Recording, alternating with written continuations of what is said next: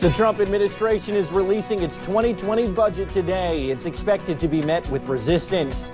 8 Americans are among 157 people that were killed in a U.S.-made airliner crashed in East Africa Sunday morning. And overnight, police responded to a hospital in Westchester County, New York, following reports of a shooting. We have the latest details.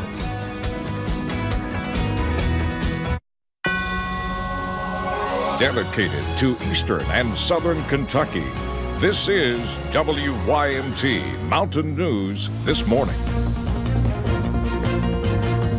Good morning. It is 5:30 on Monday, March the 11th. I'm Will Puckett. Thank you for tuning in to Mountain News this morning.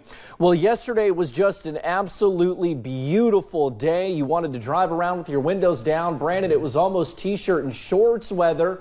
Are we going to see any of that again this week? Oh, absolutely. We're going to see temperatures flirt with 70 on some days this week, but again, it's not too warm this morning. It's still in the 40s, though, so better than we have seen the last few days. Let's take a look at the cameras first. UVA-wise, as we head out the door this morning, no big issues there. US 119 up on top of Pine Mountain the same, but look at that. 40s across the board with the exception of Danville at 39 across the region.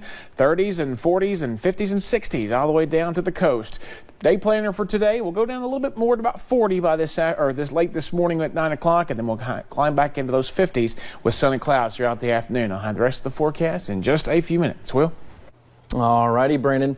Well, the Trump administration is releasing its 2020 budget today. It is expected to be met with resistance, in part because of funding for the president's promised wall. John Lawrence reports. President Trump calls it a budget for a better America. Promises kept, taxpayers first. The president's plan promises a balanced budget in 15 years and calls for nearly $3 trillion in spending cuts. And then there's the elephant in the room. The whole issue of the wall and border security is of paramount importance. We have a crisis down there. A White House official says President Trump is requesting $8.6 billion for the border wall. Democrats control the House. They have enough votes in the Senate to try to stop stuff from going through. House Majority Leader Nancy Pelosi and Senate Minority Leader Chuck Schumer released a statement Sunday blasting President Trump's expensive and ineffective wall and saying Congress would not back the request. Doubling down is doubly dangerous. As Pelosi and Schumer pointed out, this could lead to another intractable set of negotiations that maybe shut the government again. Supporters say it's a risk the president is willing to take. We have to be much tougher and have more constructive immigration policy, which we will be developing over a period of time. So, yes, he's going to stay with his wall, and he's going to stay with the border security thing. I think it's essential. I'm John Lawrence reporting. Now, the proposed cuts in the president's plan come as Congress faces another major fiscal concern. Lawmakers have to decide whether to lift spending caps put into place under the Budget Control Act of 2011. Meanwhile, President Trump's top national security advisor says the threat of ISIS remains and the terrorist organization could undergo a resurgence. That is despite the president's declaration that U.S.-backed forces have retaken all of the territory once claimed by ISIS in Syria. National Security Advisor John Bolton explained the administration's view on ABC's This Week, Sunday. The ISIS threat will remain, but one reason that the president has committed to keeping an American presence in Iraq and a small part of an observer force in Syria is against the possibility that there would be a real resurgence of ISIS, and we would then have the ability to deal with that if that arose. Now, President Trump announced in December he would withdraw U.S. troops from Syria, declaring the defeat of ISIS. One of the largest gatherings yet of 2020 presidential candidates went on this weekend. The South by Southwest Conference in Texas is the convergence of leaders in multiple industries. This year, it is also a big draw for White House contenders. Part of the reason the Democratic candidates are especially eager to be there is that Texas has 38 electoral votes, and a recent poll of voters found that President Trump is essentially tied with a hypothetical Democratic opponent. 157 people were killed when a U.S.-made airliner crashed in East Africa Sunday morning. Among the dead were 8 Americans. The plane was a new Boeing 737 MAX, the same model involved in the Lion Air tragedy in October. CBS's DeMarco Morgan reports. This field is where Ethiopia Airlines Flight 302 went down on Sunday morning. 149 passengers and 8 crew members were on board. There were no survivors. First responders spent the day scouring the crash site for victims' remains, as well as any clues as to why this happened. That will obviously rely heavily on the 2 black boxes, the flight data recorder and the cockpit voice recorder. The plane went down just 6 minutes into its flight to Nairobi, Kenya. We are very, very saddened. Our heart is broken. The chief executive of Ethiopia Airlines said the Boeing 737 MAX 8 was new, having been delivered to his company in November.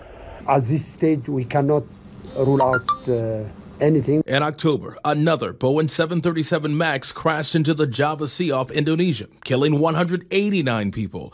That tragedy also happened just after takeoff. Well, I think there has to be a thorough investigation by the FAA and the NTSB as to whether these planes are safe, because there are just too many coincidences. The U.S. has sent 4 members of the National Transportation Safety Board to Ethiopia to assist in the crash investigation. They'll be joined by a team of technical advisors from Boeing.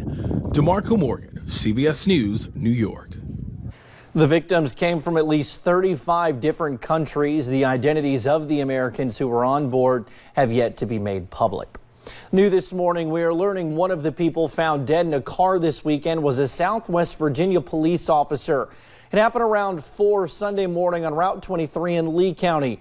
Virginia State Police said a man and a woman were found in a car with gunshot wounds after they responded to a report of a crash. The Coalfield Progress newspaper reports Big Stone Gap Town manager Stephen Lawson confirmed to them that one of the victims was BSG police officer Bailey Smith.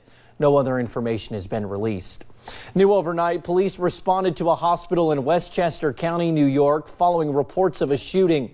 Numerous police departments responded to New York Presbyterian Lawrence Hospital in Bronxville. There were reports of a Code Silver announcement inside the hospital, which in the past has meant reports of a person with a weapon. Thankfully, those reports ended up being unfounded.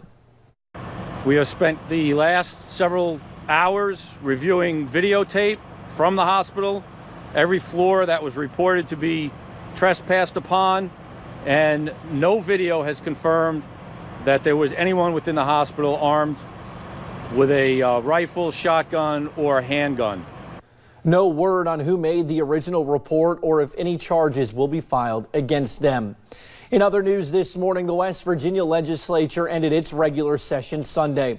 The legislature is now moving into overtime while dealing with teacher pay raises and other education issues. Lawmakers started a special session that is expected to reconvene later this year. Governor Jim Justice asked legislators to meet with teachers and parents before returning. Now, meanwhile, Governor Jim Justice has fired State Transportation Secretary and Highways Commissioner Tom Smith. Justice announced Smith's firing in a brief statement Sunday. The governor says he wants a new direction for the department, including a return to the core mission of maintaining the quality of our secondary roads and bridges. Meanwhile, police in West Virginia say a city official was charged with drunk driving. News outlets report Wheeling City Manager Robert Herron was charged with aggravated driving under the influence. Wheeling Mayor Glenn Elliott says in a statement no one was seriously injured in Saturday night's accident. Elliott says because a city official was involved, Wheeling police called the Ohio County Sheriff's Office to come and investigate. Well, a well-known southeastern Kentuckian was laid to rest Sunday. Ewell Baltrip was a Harlan County native and known for his nonprofit work and as a journalist in southeast Kentucky. From Harlan to Frankfort, Baltrip fought the region that was dear to his heart. Family and friends say his legacy will continue to live on. He gave us a life that was comfortable and we didn't want for anything. And he worked hard for that, but the work that he did to provide that for us was also deeply meaningful to him. Baltrip's funeral took place yesterday afternoon at the Southern Oaks Funeral Home in Somerset. A woman is recovering this morning after being attacked while trying to take a selfie with the jaguar in an Arizona zoo. Several eyewitnesses saw the unidentified woman step over a barrier at the jaguar exhibit at the Wildlife World Zoo. She was standing against the fence taking a photo when the jaguar clawed her arm. In a tweet, zoo officials confirmed at no time was the animal out of its enclosure. People need to understand that these barriers are here. They need to respect them. And when something like this happens, it's a reminder to everyone that these are wild animals and safety needs to be their number one concern. The woman was transported to a local hospital with non-life-threatening injuries. Officials say the animal was involved in a similar incident last year and has been removed from the exhibit, but will not be put down. Well, there are new accusations against singer R. Kelly this morning. They come just days after he was released from a Chicago jail after failing to pay child support. Another alleged sex tape of Kelly has surfaced, this time with more than one underage girl, according to attorney Gloria Allred. Allred held a news conference in New York with a couple from Pennsylvania who say they found the tape at their home. I noticed a sports tape, but it also had R. Kelly's name on it. R. Kelly appeared to be on the tape, but not in concert. CBS News talked to Kelly's attorney Steve Greenberg Sunday. He said, as far as I know, there are no tapes of Mr. Kelly and underage girls. Coming up, a new documentary is shedding some light on one of the most famous space missions of all time. After a fairly nice weekend, conditions stay nice into the first part of the week. Some changes are coming, though. I'll have the latest in about 3 minutes.